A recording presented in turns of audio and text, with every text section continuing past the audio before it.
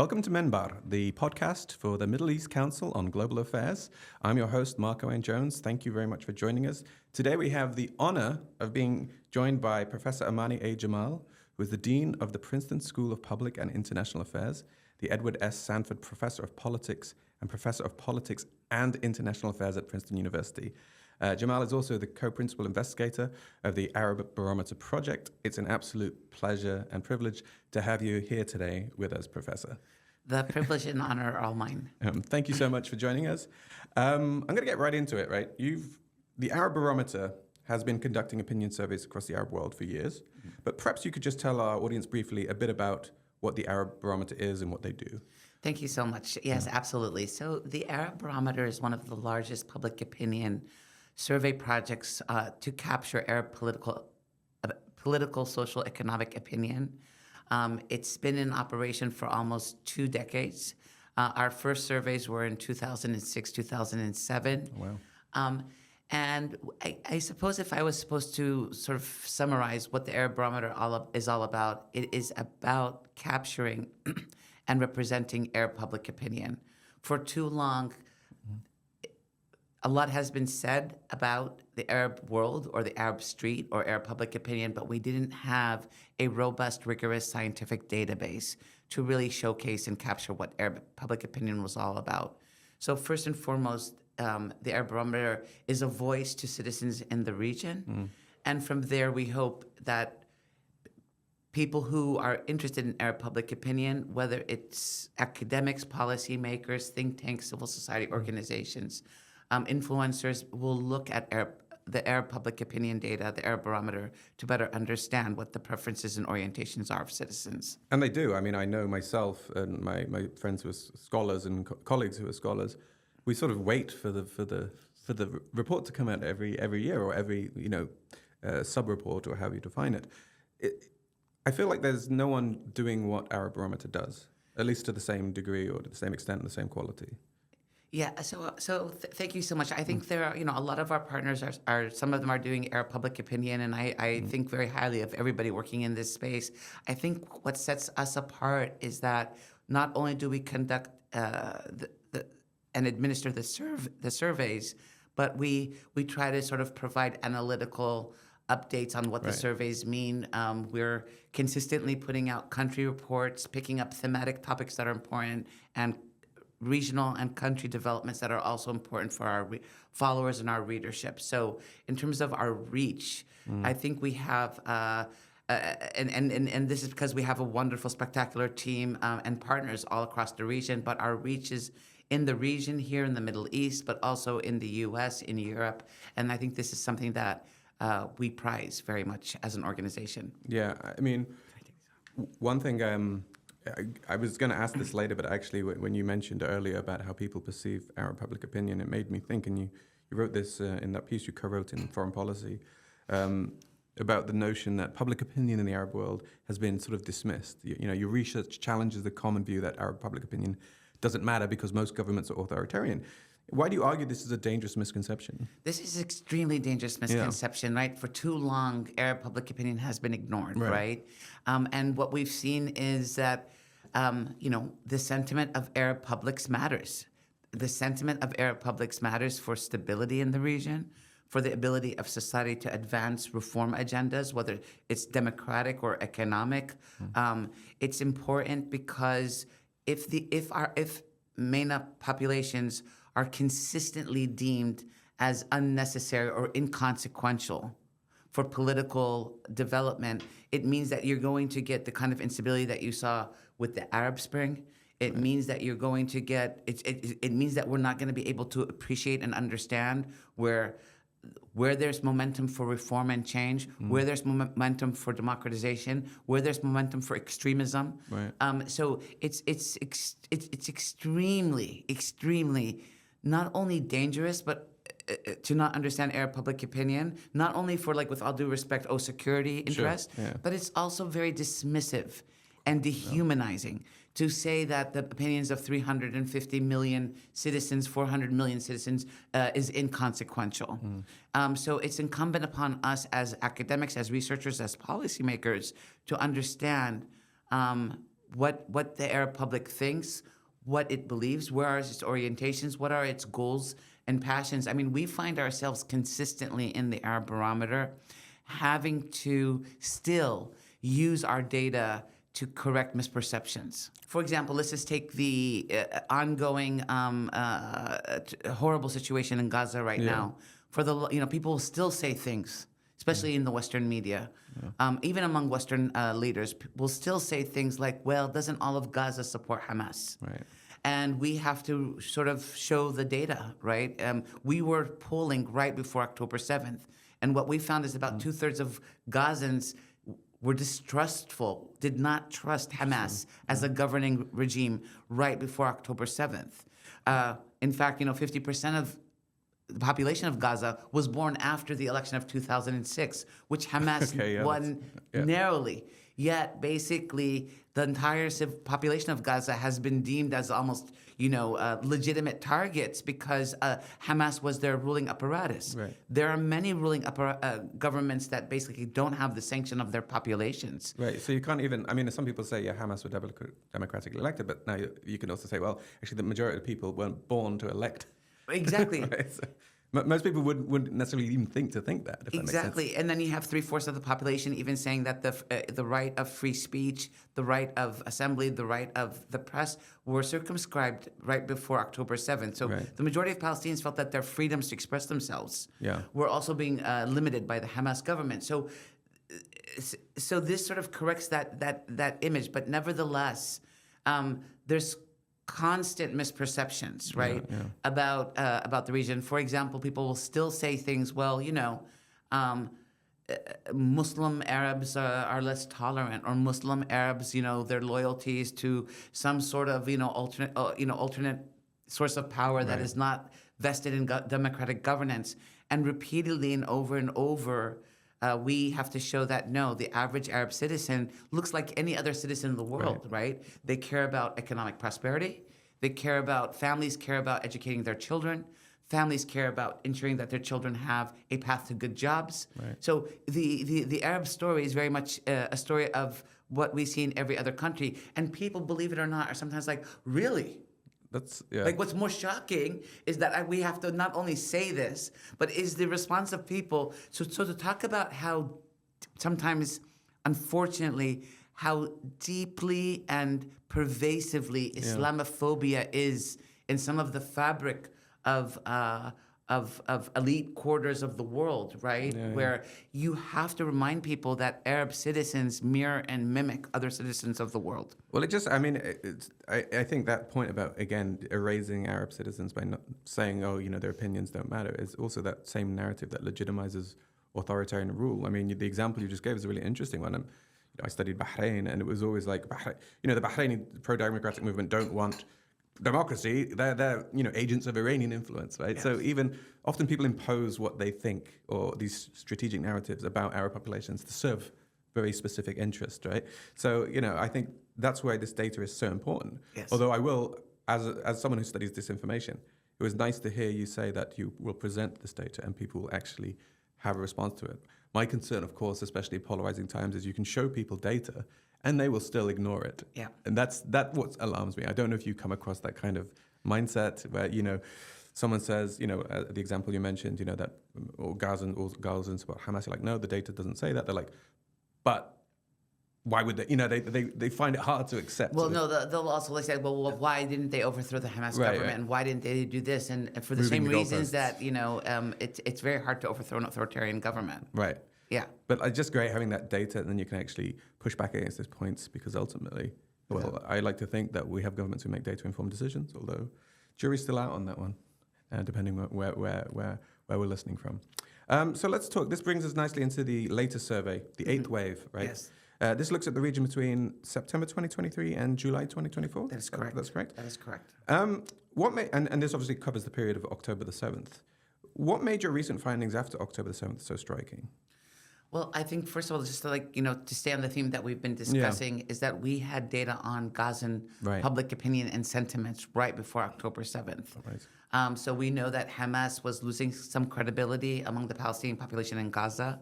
We know that, more importantly, for the average Gazan citizen, about 2 years ago in 2021, right? So the survey was conducted in October 2023. So in 2021, 50% of Gazans said that they were struggling to feed their families on a monthly basis, that the food would run out on a monthly basis and they could not afford to buy more food. Wow. That number had risen to 75% by 2023. So that's 75% of Gazans. Before October 7th. Before October 7th. Okay. So that the economic situation in Gaza was also becoming increasingly more dire. We know that politically Hamas was losing legitimacy. So for the average Gazan right now, basically, who was sort of dissatisfied with Hamas rule and also their daily subsistence needs are not being met, for them to have to go through this war, this horrible war, is just, again, in the whole vein of thinking about the lack of justice for the people of Gaza right now. Right. It's a very, very painful sort of narrative there. If you're following the arc of data in terms of what Gazans were believing and where they are right now, but yet the narrative is still one that is dehumanizing or more or less reduced to, well, don't they deserve it? Right. And this is what's very sort of like, again, you have to follow the data. Right. So that was like one theme, I think, that where we were able to leverage those results to sort of speak to a critical sort of development in the region at the time. Similarly, what we were able to capture is like again, to your question, Mark, about, well, what are some of the misperceptions that you are always sort of trying to engage with our data? Right. Well, the other misperception, there are many, but the other one is that, well, all the region or all Arabs are always so anti-American. Right. They were always anti-American. They'll always be anti-American. No matter what the U.S. does, they will be anti-American. That is not true. We have shown in our surveys over the last 2 decades that there's great variation across the Arab world. So first of all, within countries we see variation, and across time we see variation. What does this mean? We can see at times where the U.S. is not militarily engaged in the region, sort of post Gulf War, post 2003, after things settled in Iraq, U.S. favorability scores went up. Really? Yes. Not tremendously. No. We're not going to kick it out of the ballpark, of course, right? Of course. But more or less, you did see in some areas levels of support for the United States rises to 20-30% in some Arab countries. That is huge, considering that during the Gulf War it never sort of rose above 10%. Wow. We also see that during moments of peace and prosperity, support for the United States is higher. So take, for example, the Israel-Gaza war. Yeah. We were in the field surveying Tunisia at right before October 7th and right after October 7th. Yeah. So we sort of have like a built-in national experiment, if you may. Up until October 7th, support for the U.S. the U.S. is enjoying far more support than right after October 7th. Interesting. So even among Tunisians, you see this tremendous decline in support of the United States, or favorability ratings towards the United States, because it was clear that the U.S. was unequivocally just taking the Israeli side and not necessarily humanizing the Palestinian side. I'm not saying humanizing the plight of citizens in the region. Right. Yes. But it does definitely show the importance of Palestine to people in the Arab world, because obviously Tunisia had its own share and has its own share of political problems, prior to the past 2 years in particular. Exactly. Been very, there's been a lot going on. So it was interesting to see that support for US was actually increasing even during that period of political turmoil. Right. But it was unequivocal US support for Israel that seemed to be the key variable in shifting that. Exactly. And this idea, Mark, this builds on this idea that, well, the Arab publics, for a while there's been a discourse that has been pushed, right? That, well, the Arab publics are over Palestine. The Arab publics don't care about Palestine. That some pockets of the Arab world feel that the issue of Palestine has hindered their own progress. Right. And what we're seeing, not only with Gaza, but like even before Gaza, right? Even when you had the World Cup here in Doha, you saw that Arab publics, anytime there was an opportunity for Arab publics to sort of express their support for Palestinians, they did so. Yeah. And now the issue of Palestine resonates all across the region among older generation and the younger generation.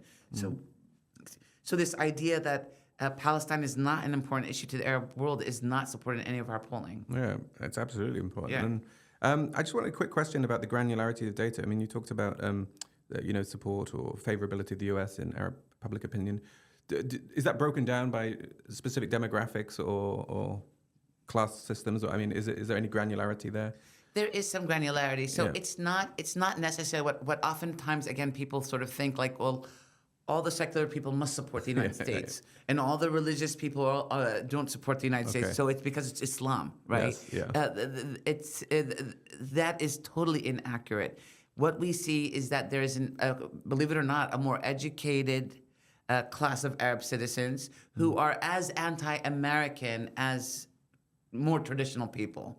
And because they sort of like will argue that they understand the history of what the United States has been doing in the Arab world, and for some people they don't. It is sort of conventional wisdom among some pockets of citizens in the Arab world that the U.S. has done very little to advance the aspirations and interests of Arab publics. Right. So there's that fighting. Having said that, although there's a lot of frustration with the United States, there is still this belief that the United States should be playing a far more instrumental and judicious role in sort of resolving some of the conflicts in the region, whether it's the Arab-Israeli conflict, especially the Arab-Israeli conflict, but also, trying again to ensure that it is a vehicle that continues to promote human rights. The U.S. credibility on the human rights issue right now is at an all-time low for obvious reasons. Right, absolutely. But also to advance, democracy and political reform. So although there's a lot of skepticism and frustration and anger at the United States right now, nevertheless, the United States is still world power, and Arab publics understand that. Right, and that's really important because people know that regardless, they have an influential role to play. Exactly. Right? And one would hope that they play a positive influential role, and that's been that's not been the recent case, I suppose. You mentioned Tunisia, which was an interesting case, but your recent survey also looked at Morocco. Yes. And Morocco was an interesting case, right? It was U.S. favorability actually increased. Yes. Over the period. Yes, and this is really an important point, Mark, and it sort of builds on the point that this is why Arab public opinion is not monolithic on the U.S. And you see great variation, and this is a classic example of when the U.S. is seen as promoting a policy priority that aligns with the interests of citizens, the issue being the Western Sahara, it will win great support from the Moroccan public. And so this is what we've seen. I mean, also, Morocco has benefited and enjoyed strong ties to the United States, free trade status with the United States. Morocco is seen as a very important security partner of the United States, but its alliance on the Western Saharan issue has bumped up support for the United States. Again, getting back to the issue of the fact that there's nothing inherent in the Arab genetic makeup that makes them anti-U.S. It is really about U.S. policies. That's it. I mean, just as an aside, and I'm sure it wasn't necessarily covered in the survey, but to me, I was quite interested in the fact that Western Sahara does seem, based on these survey results, to be a very important issue for the average Moroccan. Yeah, no, absolutely. For Moroccans, this is an issue that carries great symbolic nationalist symbolism. Yeah, people care about it, and furthermore, it's important that, at least for Moroccans, that the U.S. sort of legitimates those aspirations. Okay. Mm-hmm. I feel like this needs to be, for those entering university, Middle East 101, immediately breaking down preconceptions about the region, right? Exactly. The Arab world. It's fantastic. And these examples really help, I think, de-abstract it in people's minds. Exactly. And we talked about US a bit, but the survey also talks about another global superpower, if we want to call it that, China. Yes. So, I mean, your survey shows increased favorability towards China, although in the case of Palestine, very few respondents believed it's actually defending Palestinian rights. I mean, it's not necessarily a contradiction, but it's quite interesting to see that lots of people responded negatively towards the US based on US support for Israel, but support for China doesn't seem to be necessarily connected, essentially, to the Palestinian cause in the same way the US does. Yeah, no, that's a really good question. I mean, so I guess the big question for us, Mark, as we're looking at favorability scores towards China when we compare it to the U.S. is the following. Right. And this is, I think, what's important for the United States as well. Yeah. Is America's loss in support from the Arab public, it's eroding support. Is that tilting or swinging in China's favor? Right, okay. And so generally taking like a macro view, what we're seeing is that, yes, where the U.S. is losing support, China is gaining support. Interesting. So if in the United States, as you know, China's rising influence in the global south, in Africa, in parts of the Middle East, elsewhere, is of major concern. So again, if you're of the mindset that Arab public opinion doesn't matter, you don't care about these findings. Right. You don't care that now China is more popular than the United States in the majority of cases in the Arab Barometer countries. But if you do know that deep inside that Arab public opinion matters, and that the favorability pendulum is sweeping towards China, right? It does raise the question of, okay, what does this mean? Yeah. And of course, none of the Arab countries are going to abandon the U.S. as an ally. Of course. But if you're a leader and you know that your population is not favorable towards the U.S., what steps will you take, or what posture will you take vis-a-vis China that might slightly appease your own public? And Right. so this is what this means in the larger scheme of things. Now, when we go back to the issue of Palestine, it's not directly translating into this idea that China is going to be more effective on the Palestine-Israeli conflict. Yeah. Although in some cases, especially in places I believe like Lebanon and Jordan, they did feel that China had a better stance on Palestine-Israel, on the conflict in terms of advocating for a two-state solution. Mm-hmm. And a lot of it has been China's stance in the United Nations recently as well. But nevertheless, just in general, if you're thinking about where is the pendulum swinging, Right.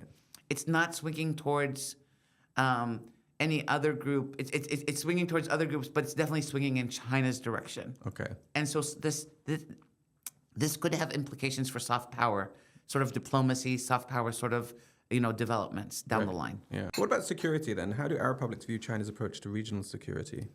Do they care? Is that an important factor in their perceptions of China? So in general, Arab publics care a lot about security. I would say the way we capture that, Mark, is in our questions about how much do you prioritize safety and stability in your daily lives? Remember, the Middle East for the last 2 decades has seen an immense amount of war and tragedy, right? This is a region that a whole new generation, the youth bulge has basically grown up under conditions of war, or at least witnessing war in neighboring countries. Yeah. So stability is of paramount importance. I don't think it's lost on citizens, and I write this in my book of Empires and Citizens. Yeah. It's not lost on citizens the important role the U.S. plays in maintaining security ties and relationships with many Arab countries. Yeah. Having said that, so I don't think anybody's questioning whether the U.S. security apparatus will be altered in the U.S., but nevertheless, China is competing. And where is China competing? China might be competing because it too, for example, relies on oil from the Middle East. It too benefits from partnerships with Arab countries. It too can be a force in terms of economic and political development. Yeah. But also importantly, China advances a model of economic prosperity that is not linked to democracy. Right. So this undermines the U.S. sort of soft power goal of promoting democracy in the region. So for all these reasons, right, even as the U.S. is maintaining its security alliances, China does pose an alternate vision. Right. Of external power influence in the region. I don't want to say an alternate reality or a competitive reality, but nevertheless, the U.S. did not have another competitor in this space for the last 20, 30 years. Right. And now it does. And you, I mean, I know people talk about the coming Trump administration, and you don't think the U.S. commitment to democracy and soft power is on decline? Probably. I mean, look at when we have these regional wars right now, real politics trumps... every other sort of pun priority. Not intended. Yeah, pun not intended. But Donald Trump, President Trump, if we've learned anything from his last administration, he prioritizes the relationships, and he's more. I would say he's more honest about the priorities, right? Right. Yeah. I mean, you can have like the Biden administration talk about democracy and human rights, but if they can't walk the walk, exactly. I think that hurts U.S. credibility more than being honest about securing the economic and security relationships. Yeah, I mean that's a running theme we've had here, especially when it comes to U.S. foreign policy, is that there is more consistency between administrations, regardless of whether Democratic or Republic, when it comes to the Middle East in particular. Exactly. Right? And I think we're certainly seeing that with Biden and Trump, especially with Israel and Palestine. You answered this a little, but I was despite current conflicts and tensions, your research shows Arab publics still want U.S. involvement in resolving the Israeli-Palestinian conflict. The Arab publics still want U.S. involvement in resolving the Israel-Palestinian conflict. Yes. I mean, what specific steps could help rebuild U.S. credibility? So exactly. So and this gets us at like the role of the U.S. In the region.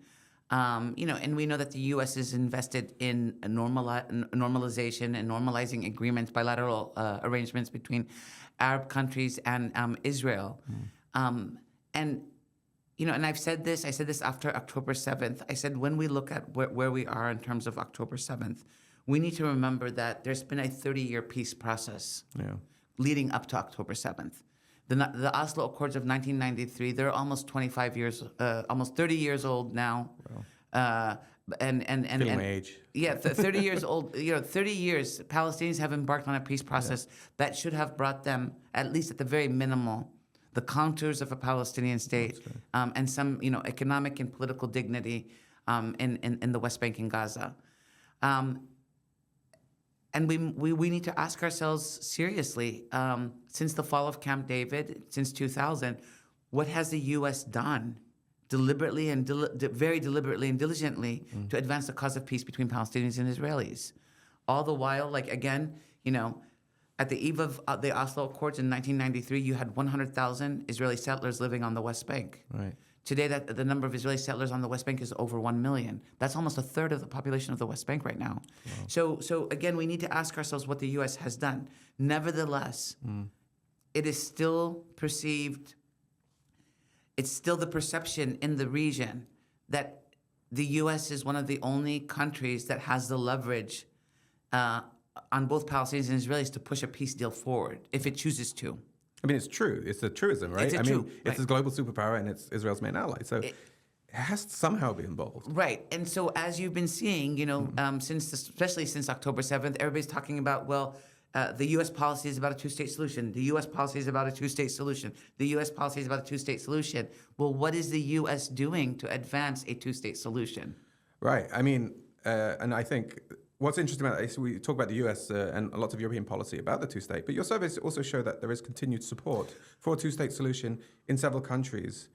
Even in Gaza. Even in Gaza, the majority of Gazans on the eve of October 7th support a two-state solution where they live side by side with Israel and Israelis, where Israelis have their own security and dignity protected, and where Palestinians have their own security and dignity protected. This seems like a very important moment to listen to Palestinians because, again, in academic circles, there's often a lot of discussion of things like a one-state solution, and it's. Again, it feels like so many of the decisions about Palestine and Palestinians get done above Palestinians' heads. Exactly. So, I feel like a two-state solution needs to come from people in Palestine. And it does seem like there is some demand for that. And there's very little support. I say this and people get upset when I say it, but, the data is the data. And I'm here to sort of I'm an interlocutor of data. Don't shoot the messenger, right? Yeah, don't shoot. There is very little support for a one-state solution among Palestinians in the West Bank and Gaza. That's interesting. Palestinians in the West Bank and Gaza, and I understand, and I'm not discrediting all the studies that say that it's more impossible today to talk about a two-state solution. I'm mindful of what's happened. Of course. But if we're still talking about public opinion, Palestinians on the West Bank and Gaza want their own independent state where they live side by side with Israelis. Yeah. Well, I think, I'm not discrediting those saying one state is a solution, but at the same time, it's important to know what people think, in this case, particularly Palestinians. Right? Exactly. That's key. And again, it goes back to the original point we're making about not talking over Arab publics. Exactly.